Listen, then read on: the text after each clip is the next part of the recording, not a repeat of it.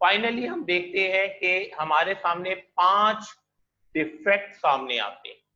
First, हम ये कहते हैं कि 3 ग्रुप्स हम ऐसे देखते हैं कि हायर एटॉमिक वेट एलिमेंट को पहले लिख दिया गया और लोअर एटॉमिक वेट को बाद में लिखा गया। इस बात को मैं आपको वजाहत कर चुका हूं बेटा कि जब उसने करेक्शन की एटॉमिक वेट की तो कई जगह पर उसने जो एनालाइज किया एटॉमिक वेट वो दुरुस्त नहीं था। या हम ये भी कह सकते हैं कि शायद कुछ बददयानती हो गई होगी मेंडेलीव साहब से, लेकिन ये एक इल्जाम हो जाएगा। यानी उनकी रिसर्च के मुताबिक एलिमेंट का जो एटॉमिक वेट करेक्शंस की उसमें कुछ करेक्शन तो दुरुस्त साबित हुई और कुछ दुरुस्त साबित नहीं हुई। तो ये जो 3 एग्जांपल हमारे सामने आ रही हैं, ऑर्गन वाली, कोबाल्ट और टेलोरियम वाली, ये वही वजह है कि जो उसने करेक्शन ऑफ एटॉमिक वेट किया था उसकी वजह से ये मसाइल सामने आए। सेकंड, आइसोटोप्स के मुतालिक आप जानते हो बेटा कि आइसोटोप में एटॉमिक नंबर सेम रहता है, मास नंबर चेंज होता है। यानी आज के लिहाज से एटॉमिक वेट चेंज होता है लेकिन मास नंबर सेम होता है।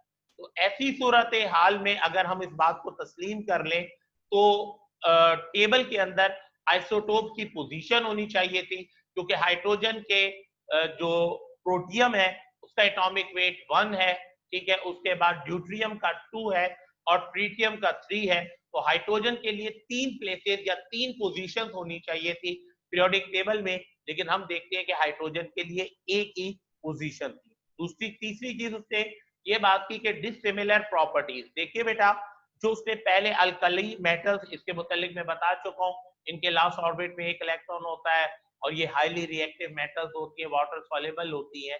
लेकिन इसी ग्रुप के अंदर हमें गोल्ड, कॉपर और सिल्वर, Ag सिल्वर होता है बेटा, Cu कॉपर होता है और Au गोल्ड होता है। ये तीनों भी हमें इसी ग्रुप 1 में नजर आती है। एटॉमिक स्ट्रक्चर इनका भी सेम है, इनके भी लास्ट ऑर्बिट में 1 इलेक्ट्रॉन होता है, लेकिन वो अल्कली मेटल्स हैं, ये कोइनेज मेटल्स है। कोइनेज मेटल्स का मतलब कि ये इतनी स्ट्रॉन्ग और होती हैं कि इन्हें ट्विंस की सूरत में काटा जा सकता है और इनिशियली सोने को, और आज भी सोने को बतौर करेंसी के इस्तेमाल किया जाता है, सिल्वर को भी बतौर करेंसी इस्तेमाल किया जा सकता है। अल्कली मेटल इतनी रिएक्टिव होती हैं कि उनकी कोइनेज नहीं की जा सकती, बल्कि कुछ मेटल तो इतनी हल्की होती हैं कि उनको हाथ की मदद से उनकी शेप को चेंज किया जा सकता है। लेकिन गोल्ड हो गया, सिल्वर हो गया या कॉपर हो गया, ये इस तरीके से चेंज नहीं की जा सकती। तो इससे अंदाजा हुआ कि उसके ग्रुप में कि डिसिमिलर प्रॉपर्टीज वाले एलिमेंट्स को भी एक ग्रुप में रखा।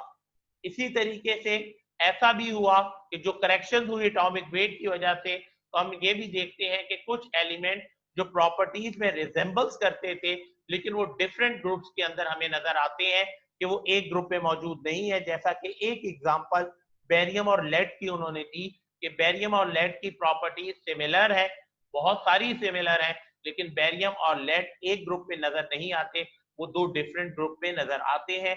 और ये जितनी भी चेंजेस आई बेटा, वो उसकी बुनियादी रीजन वो करेक्शन ऑफ एटॉमिक वेट था जो कि मेंडेलिव ने किया।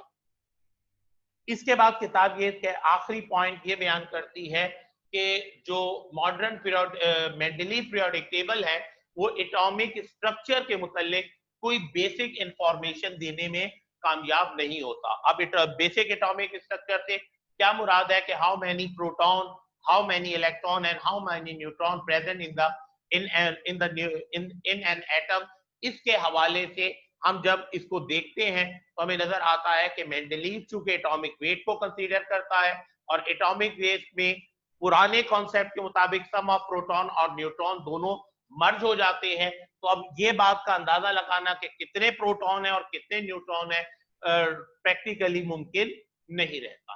तो यहां पर हम ये देखते हैं बेटा कि हमने मेंडेलीव के साइलेंट फीचर्स को भी डिस्कस किया, हमने उसके एडवांटेजेस को भी डिस्कस किया, लेकिन उसके बाद जब हम आकर आगे बढ़ते हैं तो हम देखते हैं कि 5 बेसिक हमें क्या नजर आते हैं, फॉल्ट या डिफेक्ट्स दिखाई देते हैं मेंडेलीव के पीरियोडिक टेबल में, जहां पर यह बात बहुत वाजे हो जाती है कि atomic weight is not a basic identification of element.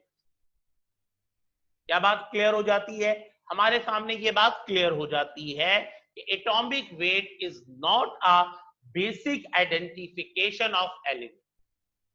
तो अब तक यानी 1869 तक पीरियोडिसिटी के हवाले से जितना भी काम हुआ वो किस बुनियाद पर हुआ? एटॉमिक वेट की बुनियाद पर। लेकिन हर रिसर्च, हर लॉ आगे जाकर फेल हो गया due to that they consider atomic weight, लेकिन एटॉमिक वेट जो है वो बेसिक आइडेंटिफिकेशन नहीं।